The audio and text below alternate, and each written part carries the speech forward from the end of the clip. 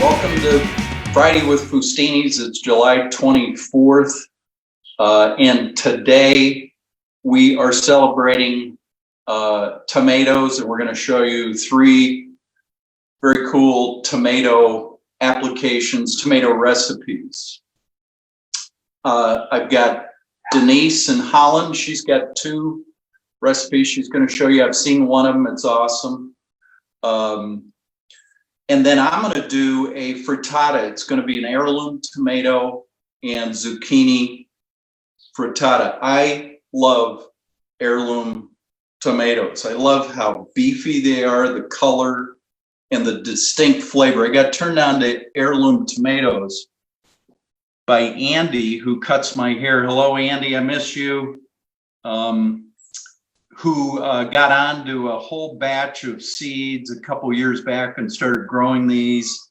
And we actually brought them into the store in Traverse City, and she displayed them, and we showed applications for them with the balsamics, drizzling, and so forth. So this is going to be a heirloom tomato and zucchini frittata. So we've got this, we've got beautiful heirloom tomatoes. I'm going to use these two,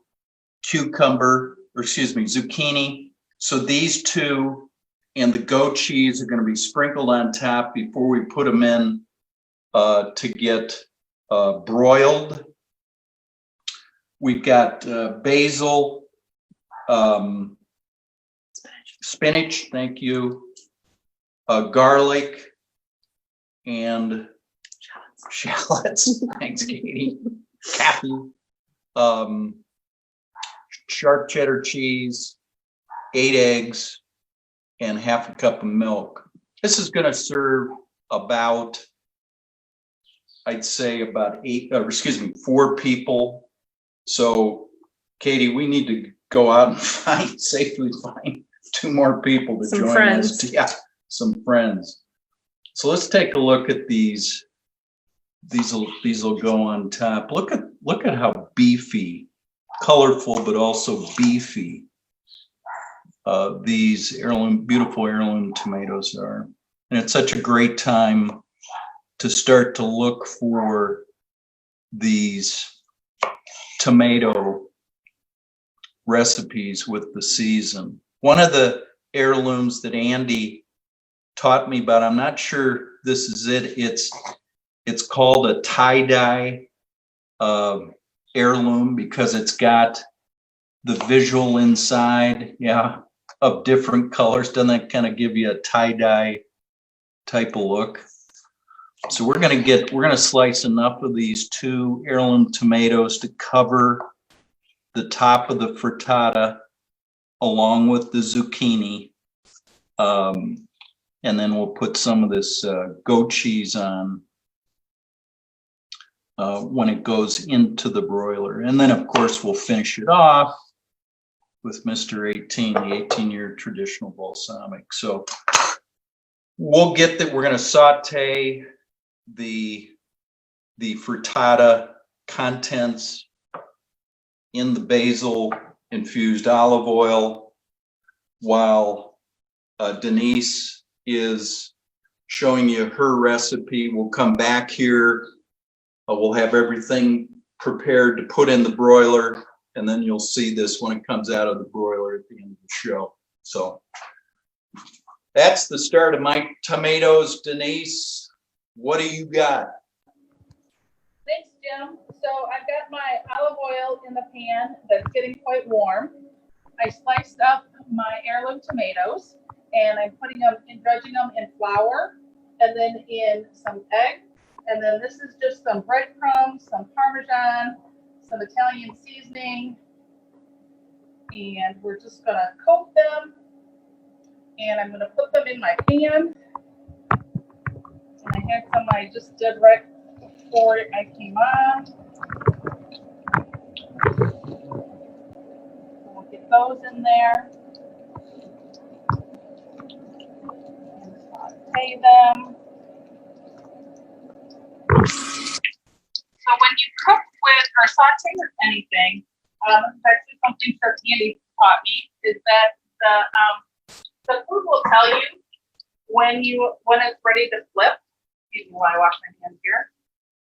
So as it moves away from the bottom, that's your indication that you can flip it over. So it only takes about a minute or so for one side. And then we're gonna flip it over and saute on the other side just to get them nice and crispy brown. And then what I'm going to do then is stack them with mozzarella in between and basil, and kind of have a caprese stack. So this goes really easy, really quick.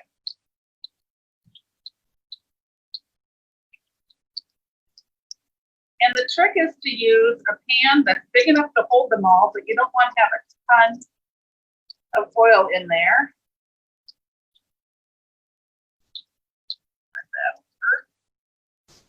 So I made this earlier this week, and my husband and I just kind of stood over the plate and just ate it all up. So good. So we'll give that another minute there. Actually going to use the flat slice in my next recipe.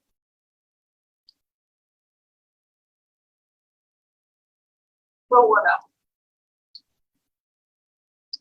So I'm talking with a friend, and a way to use up extra tomatoes, especially because it's such a short season, you want to get as many as you can, as fresh as you can. We were talking about how you roast them with some olive oil and then pack them in a freezer container with the olive oil. And so you can use them, you know, in a few months after the tomato season is done, and you've got really great fresh tasting heirloom tomatoes, or, you know, whatever tomato that you have. So these are about done. And I'm gonna grab some towel. And I'm just gonna move them to a paper towel to allow them to cool a little bit. This was so easy, and I really like how this is a presentation. Now, ideally, it would be really fun if I had some of those yellow and orange ones that Jim had, but when I went to the farmer's market on Wednesday, they only had, and this one was actually, I don't know if you can see it, but it's like a striped, so it's partly yellow, mostly red. Anyway, the idea was to get both the red and the orange or yellow, so when you make your stack and you cut into it, then you've got all those layers of color. So I've got my plate, and I'm going to start with a tomato slice. And then to that, I'm going to add some fresh mozzarella. A slice of fresh mozzarella. That on there. And then we're going to put a little bit of basil. I don't know if this is quite baseball food, but we got baseball starting tonight, so we'll probably have more of this. And then we're going to do another slice. Now, obviously, if you had a bigger pan and we're making more of these, then you know, you would be using up more basil, more mozzarella. But I just love how this presents for something different, and you're still going to get those same flavors. And then we're just going to top it with one last slice. And then to serve it, we're going to do some more basil olive oil and some 18. It's really funny that both Jim and I picked basil and 18. I think that's just a given with fresh tomatoes. So anyway, so this is my first dish. Real simple. What was that? Maybe 5 minutes total. So obviously a little longer if you're making more than just one, but super easy, delicious, and that's what I have, Jim. Thanks. All right. Well, we've got our shallots and garlic sauteing in the basil olive oil. We'll cook that down a bit, just a minute or so. And then we've got our eggs and milk over here that we'll mix in to this. The spinach and the cheddar cheese. And then when this cooks down or softens up, we'll load all of this in here and kind of cook this. Well, why don't we do this right now? Because we're kind of there. And then we'll be finishing again with the beautiful heirloom tomatoes, the zucchini, and then top it with the cheddar cheese. Throw it in the broiler and let it probably about 3 minutes or until that goat cheese starts to turn golden brown. So let's get this in here.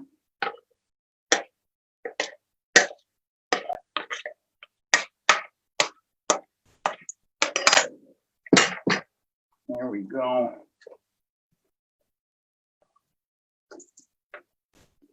And so we'll cook this enough. I did a asparagus frittata, asparagus and leek, about 4 or 5 weeks ago. Similar idea. It was, it was seasonal then with asparagus, but you can do these frittata. I'm becoming a frittata expert. I've done a number of these. You can do a lot of different fresh vegetables and toppings to flavor them. They're so simple and easy and quick to do that they make for a nice brunch or breakfast deal. I'll turn this down a little bit. Start to let this set. And then when it sets, we'll simply load the tomatoes and the cucumber. Zucchini, and the goat cheese. Get it in the broiler for about 3 minutes, and when we come back from Denise's next recipe, this should be done. So, Denise from Frittataville, back to you. Thanks, Jim. I was going to call you the Frittata King, I guess, because you have those down pat. So my next recipe is a simple, basically a BLT top salad. So I've got a bunch of lettuce that actually my husband picked up our CSA this week. And so I think the recipe has specific lettuces that it calls for, but I have a whole bunch fresh that I just got in. So we're going to start with that as a base. I have maybe a 1/4 cup of mayo in here. And I'm going to add my olive oil.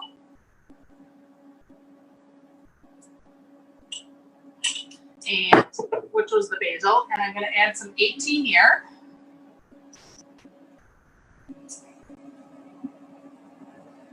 And some salt and pepper. And a little lemon juice.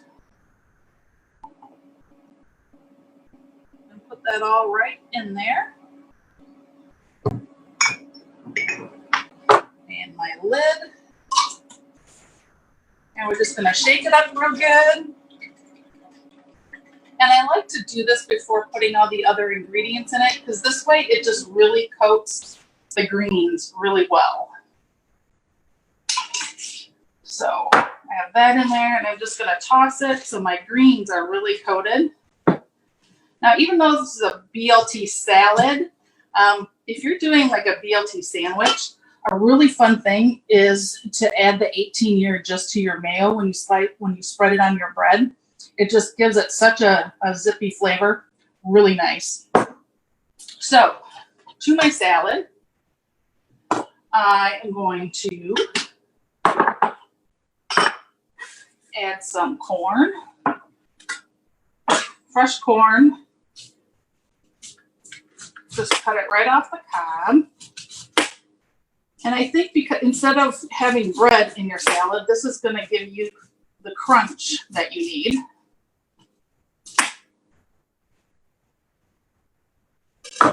So you need about a cup, which is about that. So we're gonna put that on there.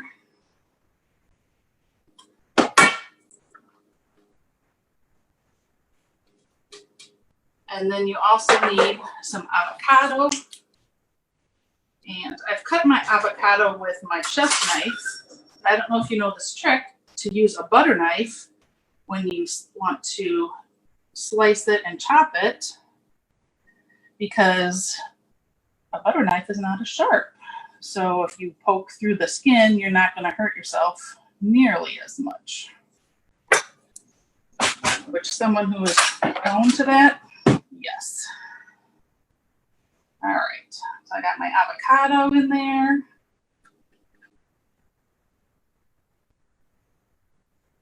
And that's going to give the creaminess, like if you used a mayo in the sandwich. And so now I'm going to add my heirlooms. I'm going to chop up the rest of this little one. And then this one, these are kind of small.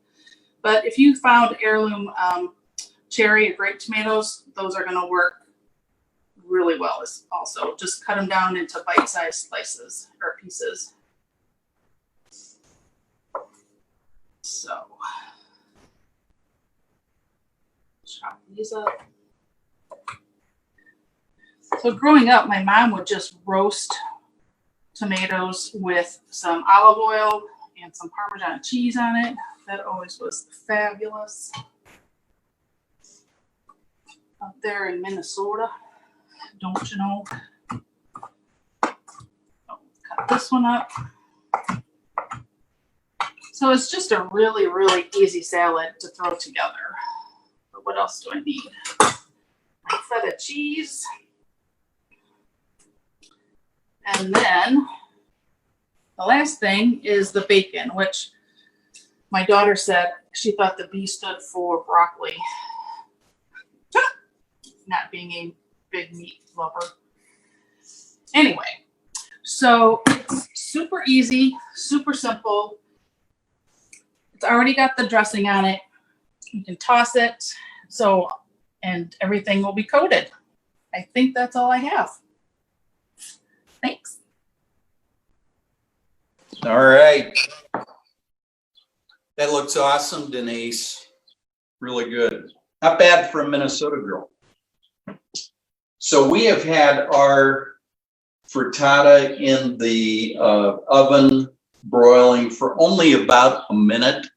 It should stay out, or it should stay in for about 2.5 to 3. But why don't we just show you what it looks like when it went in, and then we'll have photos on the recipe online for you to see what it looked like when it came out. So that's what she's looking like. You can see she's starting to heat up and set. Beautiful tomatoes and zucchini on top. And when I finish this, I'm going to finish it with a little drizzle of the 18-year balsamic, just on top, real light, kind of gives you that nice, sweet, but sharp flavor of the 18. Most of you know what that tastes like. If you don't have that, or you want to try something even richer, try the Reserva balsamic that we launched late last year, even thicker. So, fun day, great time for tomatoes. Loving these heirlooms. Andy, thanks for turning me onto this. We got a weekend, Katie, of tomato dishes here, which will be fun. I'm going to wrap it up here.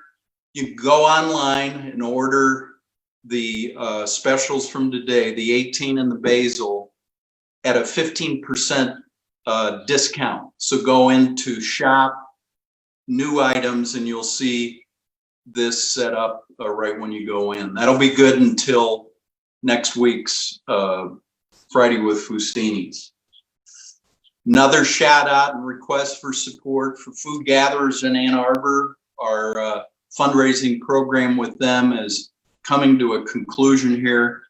No, it's at the end of August. So we've got another month, but act now. These folks need our help. Their demand in their pantries has gone up anywhere from 30 to 300%, depending on which pantry you're looking at. So it's really timely. People need our help. You can help in two ways. Go into the store in Ann Arbor and Carytown and buy, and we will donate $1 for every bottle you purchase to Food Gatherers. Or go easier yet, go onto our Facebook page. You'll see a donation page, and we will match any donation you make. We'll match it 1-to-1. So I think that's it. Thank you for your support this summer, this week, today, and for joining us. And we look forward to seeing you next Friday.